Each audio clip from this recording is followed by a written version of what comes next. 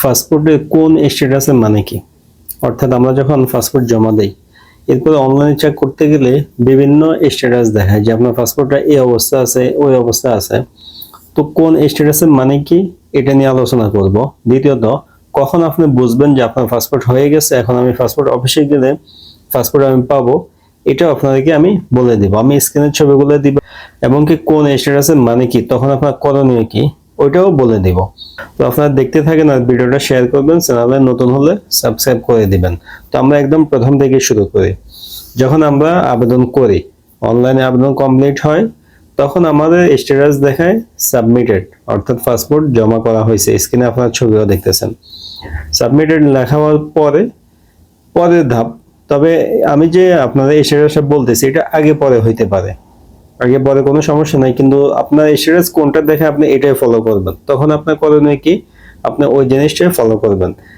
Status আগে পরে বলতেছি এটা না যে আপনারও এরকম আগে পরে হবে, যার যেরকম হয় যখন যেটা দেখে আপনি ওই হিসাবেই কাজ করতে হবে।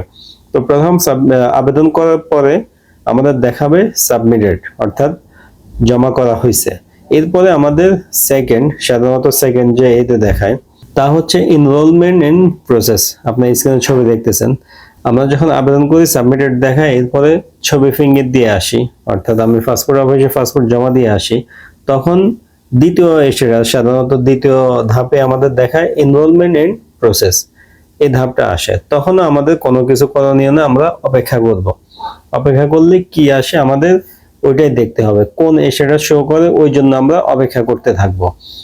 আমরা কি করলাম, সাবমিটেড পাইলাম, এনরোলমেন্ট প্রসেসিং পাইলাম। এটা পাবো মূলত ফিঙ্গার ছবি দেওয়ার পরে। আপনি যদি সাবমিটেড পাইলেন, জমা দিলেন, অর্থাৎ অনলাইনে আবেদন করছেন কিন্তু ছবি ফিঙ্গার দেন নাই, 6 মাস হয়ে গেল, 5 মাস হয়ে গেল, তাহলে কিন্তু আপনি একই লেখা দেখবেন, কোনো পরিবর্তন দেখবেন না। পরিবর্তন কখন হবে, তখন যখন আপনি ছবি ফিঙ্গার দিয়ে আসবেন পাসপোর্ট অফিস থেকে, তখনই। তো পাসপোর্ট অফিসে ছবি ফিঙ্গার দিয়ে আসার পরে প্রথম ধাপ সাধারণত এনরোলমেন্ট প্রসেস আসে। এরপর আরেকটা ধাপ আসে পেন্ডিং ফাইনাল অ্যাপ্রুভাল। এই ধরনের একটা লেখা অনেকের আসে, পেন্ডিং ফাইনাল অ্যাপ্রুভাল। তো এরকম লেখা যদি আসে, তখনও আপনাকে অপেক্ষা করতে হবে, কোনো ধরনের আপনার কাজ নাই, আপনি অপেক্ষায় করতে হবে। পাসপোর্ট জমা দিলেন, এনরোলমেন্ট এন্ড প্রসেস দেখলেন, এরপরে পেন্ডিং ফাইনাল অ্যাপ্রুভাল দেখলেন, তখনও পর্যন্ত আপনি অপেক্ষা করবেন। তো যখন এই লেখার পরে অন্য কোনো স্ট্যাটাস আসতে পারে, যেমন দুইটা ভয়ঙ্কর স্ট্যাটাস আছে, অর্থাৎ দুইটা স্ট্যাটাস দেখাইলে তখন আমরা দৌড়াদৌড়ি করতে হবে, আমাদের কাজ আছে। যেমন প্রথমটা কি আসলো, লোকাল রিওয়ার্ক। লোকাল রিওয়ার্ক যদি আসে, তখন আপনাকে অপেক্ষা করার সুযোগ নাই, আপনি সরাসরি পাসপোর্ট অফিসে চলে যাওয়া লাগবে।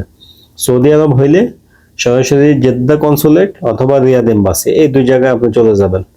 যদি যাইতে সমস্যা হয়, আপনি অনেক দূরে থাকেন, সেক্ষেত্রে যদি কনসুলেট অথবা এম্বাসির কারোর সাথে কথা বলতে পারেন, যোগাযোগ করতে পারেন, আপনার সমস্যাটা তাদেরকে বলতে পারেন, তখন তারা এটা হয়তো আপনাকে ঠিক করে দিবে। তবে লোকাল রিওয়ার্ক আসলে মানে মোটামুটি 99% শিওর আপনাকে উপস্থিত আবার হইতে হবে।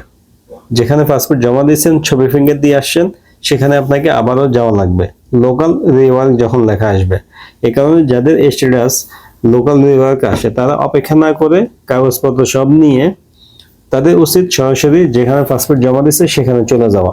সৌদি আরব তো বিভিন্ন কনসুলেট টিমের কাছে জমা দেয়, তবে কনসুলেট টিমের কাছে যদি আপনি জমাও দেন রিওয়ার্ক আসার পরে, তখন কিন্তু আর কনসুলেট টিমের কাছে গিয়ে লাভ নেই।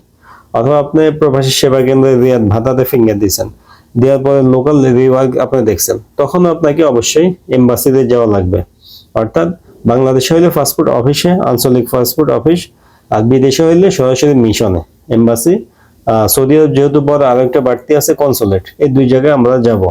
এরপরে আরো একটা স্ট্যাটাস আমাদের দেখায়, আমি যে দেখাই দিচ্ছি ওটাও একটু ভয়ঙ্করই। এখানে লেখা আছে ব্যাক এন্ড যাচাইকরণের অপেক্ষাকরণ। ইংলিশ করলে এখানে হবে ব্যাক এন্ড ভেরিফিকেশন। অর্থাৎ এটা কখন আসে, ব্যাক এন্ড ভেরিফিকেশনটা আসলে আসলে আপনাকে কোথাও যাওয়া লাগবে না, কিন্তু একটা চিন্তার মধ্যে আপনি থাকবেন। ব্যাক এন্ড ভেরিফিকেশন সাধারণত যদি আপনার কোনো সংশোধন থাকে, তখন দেখায়। হয়তো আপনি আবেদন করছেন, আগে পাসপোর্টের সাথে কোনো নাম এদিক সেদিক আছে, এদিক সেদিক থাকার কারণে আপনার বর্তমান পাসপোর্টটা অনলাইনে শো করতেছে না। এটা স্বাভাবিক, আপনার বর্তমান পাসপোর্ট যেটা আছে, যে নাম আছে, জন্ম তারিখ আছে, যদি আপনি একটু এদিক সেদিক করে আবেদন করেন, আপনার কিন্তু পুরাতন পাসপোর্ট অনলাইনে শো করে না, সেই ক্ষেত্রে আপনি এটা ফিঙ্গার দেওয়ার সময় তাদেরকে বলে দিতে হয় যে স্যার আমি এনআইডি দিয়ে করছি, এতটুকু এতটুকু আমার সংশোধন আছে, তখন ওনারা এটা অ্যাপ্রুভ দেওয়া যায়। সেক্ষেত্রে আর ব্যাক এন্ড ভেরিফিকেশনে যায় না। আর যদি আপনি দেখেন যে ব্যাক এন্ড ভেরিফিকেশন এসে গেছে, তখন আপনাকে অপেক্ষা করতে হবে। অপেক্ষা করবেন কি জন্য?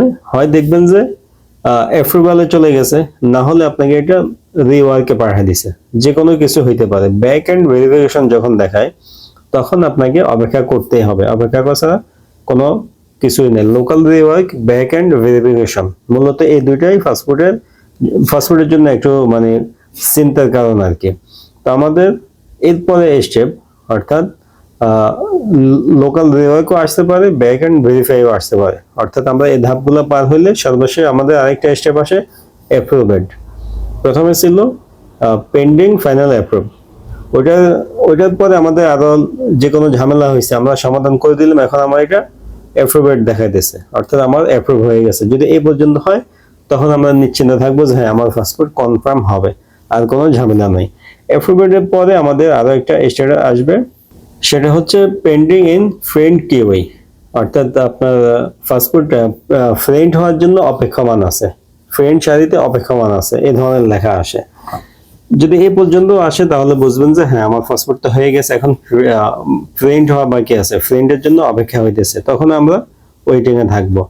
এরপরে আপনার ফ্রেন্ড যখন হবে, ফ্রেন্ড হয়ে গেছে, ফ্রেন্ডের পরে যদি বিদেশে হয়, যারা বিদেশে না দেশে একই স্ট্যাটাস, পাসপোর্ট শিফটেড এরকম লেখা আসে। পরবর্তী স্টেপ পাসপোর্ট শিফটেড মানে কি? ঢাকা থেকে পাসপোর্ট ফ্রেন্ড হয়ে গেছে, এখন আপনার পাসপোর্টটা বিদেশে হোক বা লোকাল আঞ্চলিক পাসপোর্ট অফিসে হোক সেখানে পাঠাইতেছে, পাঠানোর জন্য অপেক্ষমান আছে, অর্থাৎ রাস্তায় আছে, এক কথায় শেষ। পাসপোর্ট শিফটেড মানে আপনার পাসপোর্টে ঢাকা থেকে আপনি যেখানে জমা দিচ্ছেন সেখানে আসতেছে, তখন কি করবেন? অপেক্ষা করবেন। এরপরে যখন পাসপোর্ট শিফটেড দেখবেন কয়েকদিন, এরপরে ধাপ আসবে আমাদের ready, passport ready for issuance, অর্থাৎ পাসপোর্টটা দেওয়ার জন্য অপেক্ষায় আছে, ইস্যু করার জন্য অপেক্ষায় আছে। পাসপোর্ট রেডি ফর ইস্যুয়েন্স যখন আপনি দেখবেন, তখন আপনি কনফার্ম যে আপনার পাসপোর্টটা আপনার অফিসে এসে গেছে। বাংলাদেশ হলে আঞ্চলিক পাসপোর্ট অফিসে, বিদেশে হলে সৌদি আরব এসে গেছে, বা যে দেশে থাকেন সেখানে এসে গেছে, এখন আপনি গেলেই পাসপোর্ট পাবেন। এটা আসার পরে সাধারণত 2-3 দিন পরে, 5 দিন পরে মেসেজ আসে মোবাইলে। যদি মেসেজ নাও আসে, আপনি যদি যান, আপনার ইমার্জেন্সি হয়, ওনারা কিন্তু পাসপোর্টটা আপনার খুঁজে দিবে। দেখেন এখানে লেখা আছে, ডিয়ার অমুক অমুক, your new e passport has arrived at the local passport office and is now ready for issuance collection. Please bring the delivery slip. Note: all Super Express passport will be delivered from Agargaon local passport office. এখানে আপনাকে issuance যখন লেখা আসবে, passport ready for issuance, এখন বলেও দিছে আপনার পাসপোর্টটা পাসপোর্ট অফিসে এসে গেছে, আপনি গেলে দিয়ে দিবে। অবশ্যই যাওয়ার সময় ডেলিভারি স্লিপ নিয়ে যাবেন, এটা কনফার্ম। এরপরে আপনি গেছেন, পাসপোর্ট আপনি সংগ্রহ করছেন, এরপরে আপনাকে আরেকটা স্ট্যাটাস দেখাবে সর্বশেষ। এটা আপনি সব সময় দেখতে পারবেন, শুধু তখন না, সারা বছরে আপনি এটা দেখবেন নতুন পাসপোর্ট করার আগে। সেটা হচ্ছে পাসপোর্ট ইস্যুয়েড, অর্থাৎ পাসপোর্ট ইস্যু করা হয়ে গেছে। আপনার স্ট্যাটাসটা দেখতেছেন হয়তো, পাসপোর্ট ইস্যুয়েড, অর্থাৎ আপনার পাসপোর্ট তখন আপনি হাতে পেয়ে গেছেন। হাতে পাওয়ার পরে এই লেখাটা আসবে। তবে বিদেশে যারা থাকেন বা বিশেষ করে সৌদি আরবে, তাদের ক্ষেত্রে এখানে একটু কনফিউশন আছে, ঝামেলা আছে। পাসপোর্ট ইস্যুয়েড লেখা দেখতেছেন কিন্তু আপনার পাসপোর্ট পান নাই, এরকমও হয়। এরকম কখন হবে? যখন আপনি প্রবাসী সেবা কেন্দ্রে 25 সিরিয়াল দিয়েছেন, তারা আপনার পাসপোর্টটা নিয়ে দিবে। তো তারা যখন এমবাসি থেকে পাসপোর্টের কালেকশন করবে, তখন কিন্তু এই লেখাটা আপনি দেখবেন, কিন্তু আপনার হাতে আসে না এখনো। তারপরে আপনি লেখা কেন দেখবেন? কারণ আপনার পাসপোর্টটা এমবাসি থেকে বের হয়ে গেছে, একজন নিয়ে গেছে। এই লেখা দেখলে আপনার তখন করণীয়, যে প্রবাসী সেবা কেন্দ্রে আপনি টাকা দিয়েছিলেন, স্লিপ দিয়েছেন আপনার পাসপোর্টটা এনে দেওয়ার জন্য, সেখানে যাবেন, তারা আপনার পাসপোর্টটা দিয়ে দিবে। আশা করি প্রত্যেকটা স্ট্যাটাস আপনারা বুঝতে পারছেন কখন আসে, আমাদের করণীয় কি। এর বাইরে যদি কোনো স্ট্যাটাস থাকে, যেমন এখন নাই, আগে ছিল এসবি পুলিশ ভেরিফিকেশন ওয়েটিং, এই ধরনের স্ট্যাটাস ছিল, এখন আর এগুলা নাই। এখন যেগুলো আছে মূলত এগুলাই দেখানোর চেষ্টা করছে। এর বাইরে যদি কোনো স্ট্যাটাস আপনারা দেখেন, আমি যেগুলো বলছি এগুলো বাইরে, আপনারা মেসেজ করবেন, ইনশাল্লাহ আপনাদেরকে পরামর্শ দিয়ে সাহায্য করার চেষ্টা করবো যে তখন আপনার করণীয় কি। আজকের ভিডিওটা স্ট্যাটাস নিয়ে ছিল। আশা করি আপনারা বুঝতে পারছেন কখন আমাদের পাসপোর্ট হয়েছে আমরা বুঝবো, কখন হাতে পাইছি বা কখন আমাদেরকে এম্বাসিতে যাওয়া লাগবে, প্রতিটা বিষয় নিয়ে আলোচনা করা হয়েছে। ভিডিওটা শেয়ার করবেন, ভিডিও ভালো লাগলে লাইক দিবেন। আরো আপডেট পাওয়ার জন্য চ্যানেলে সাবস্ক্রাইব করে রাখবেন। দেখা হবে নতুন ভিডিওতে।